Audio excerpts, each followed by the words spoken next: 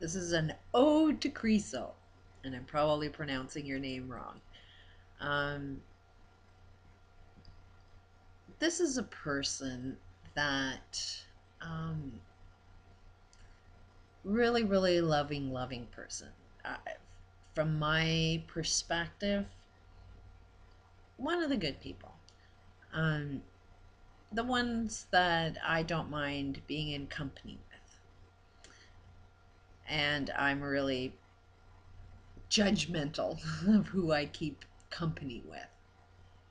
But this is a person that I would assume most would judge negatively, would probably see this person as an evil person. And I'm imagining, just by the very small parts of the conversations I've had with this person, that um, there was something about him that wasn't accepted by society. And this unacceptable way that he was treated caused a lot of pain. And I think this loving being wants to understand the painful experience. What is about evil that wants to cause him pain? That seems to be sucking the energy, sucking the life out of him. Why would evil want to do this to one of the most loving human beings on the planet? So I think this person is amazing because he's questioning evil, he's communicating with evil. And that's why I think a lot of people will judge him to be evil, because he's exploring the evil side and questioning every single thing we do. Because it does seem like everything that's evil is actually good and everything that's good is actually evil, if you really think about it. To criticize another human being, you know, let's just say what's acceptable is everybody having blue eyes. For somebody to have brown eyes, the judger that says, hey, you have brown eyes, you're not as good as us, there's something wrong about the judger and not the person with the brown eyes. So because the crowd is judging and the norm is judging brown eyes to not be acceptable, then the norm, the judgers, seems like that's good behavior. Where the one with the brown eyes is negative behavior. That doesn't make too much sense, because the negative behavior is good and the judging is the bad. So see what I mean? It's like what appears to be good is actually bad, and what appears to be bad is actually good. And I've gone through that same path, and I think every one of us need to go through that same path and start talking to evil and find out what evil wants. You know, we have this philosophy that you can talk to a god. Is there a god? I happen to believe something created me. Yeah, it was my parents. My parents are sort of like the god creators of me, and I am like the god creators of my kids.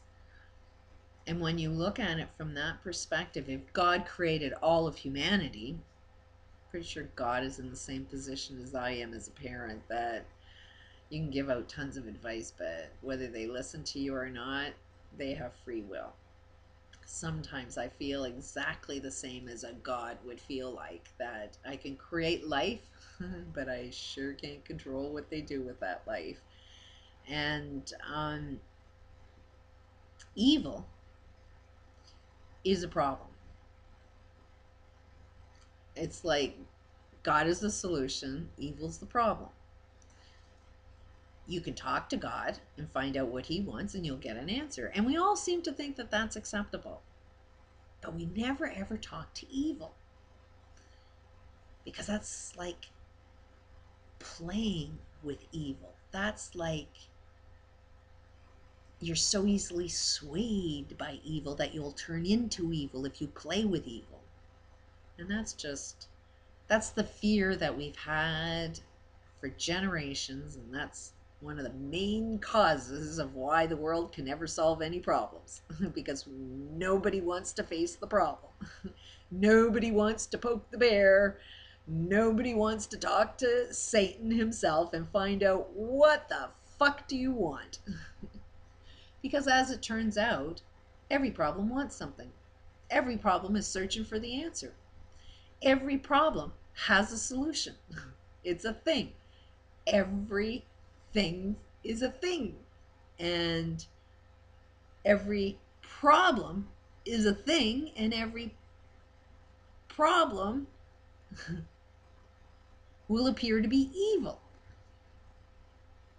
So if you talk to your problem the way you talk to God and find out what it wants, generally, well, it's not generally, it's all the time, if you really know how to communicate with your problem and find out what it wants, and you give it what it wants, then it goes away.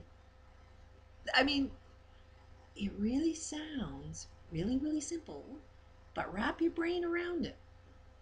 You have to kind of know when you're talking with your problem and when you're talking with your ego, because that is a little confusing. But if you can get yourself into a loving state and peaceful, because your answer, you want love and peaceful answer. You want the solution. That's the good. So in order to get to the good, you have to get into that state of mind and start communicating with evil and find out what evil wants. What does Satan want? You will get an answer if you listen to your intuition. You'll get a really, really negative answer that'll probably make a lot of sense to you if you are really, really angry. But if you can sustain that loving, godlike state of mind while in that conversation with Satan and find out what the hell does he want, then generally give it what it wants.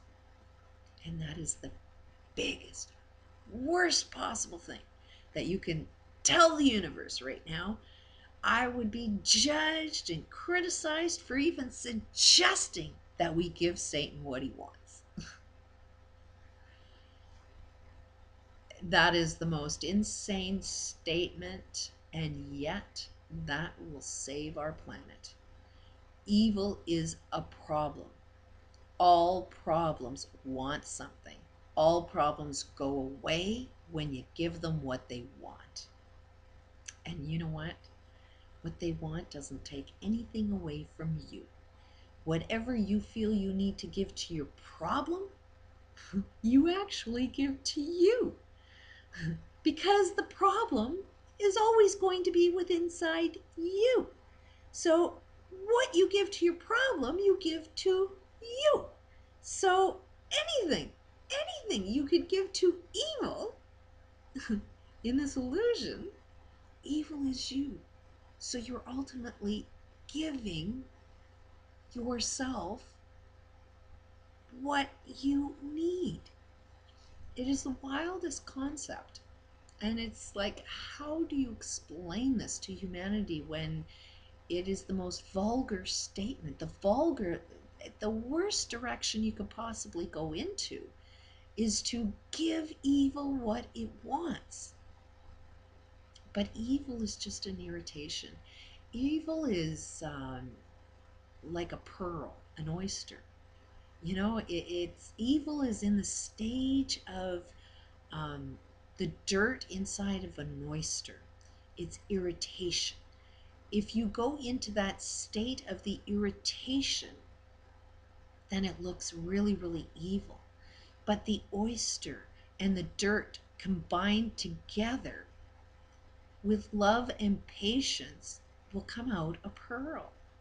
So that's the same thing we are all at right now is evil, and everything we comprehend what evil is, and every problem that we end up experiencing is nothing more than like an oyster with a piece of dirt inside it. And there is more than enough science, the Mandelbrot set, that says there's patterns within patterns within patterns. If I can see a metaphor, a similarity with an oyster and real life, then that means it's there. It's identical. It's the same pattern. You know exactly what the outcome is if you give it the patience and the understanding to let it unfold. If you understand that an oyster with dirt, if it goes through, the frustration, it will come out a pearl, then if you know that is true, that you have to have some patience for that to happen, then every time you have a problem, every time you, even if it's on a global level, humanity as a whole, if we don't freak out about all of the evil that's going on the planet, we just accept and allow it enough for us to be in that calm state that we need to be, in loving state and forgiving state. And if you can get yourself into that state, it's called working the problem and having faith that that pearl will come out. But failing to do that is like opening up that oyster while there's still dirt in there. You're going to be disappointed because it's not a pearl yet. You haven't worked the problem. So, to conclude this ode to Cresil, while we may judge this guy to be playing with evil, I don't. I can see, the comments that he makes. In order to make some of the comments that he's making, it's a loving human being. So for a loving human being to question and appear like you're playing with evil, not too many people on the planet know how to do that. Don't even know to go into that direction. Can't even handle the pain of being judged for doing what you're doing.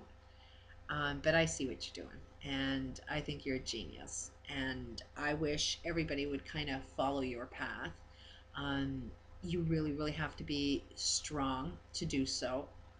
You really, really have to understand what love is, because we all are really fucked up on what love is. But if you know what love is and you know what peace is and you do it from that state, I got no worries about you. However, if you get frustrated, pissed off, or any sign of any negative energy while you're doing so, maybe take a step back. But there's nothing to fear. The only person you're going to fear is yourself, because you are evil and you are the God. You are everything. You're just experiencing it while you think it's outside of yourself, but it's actually all inside you. Peace out.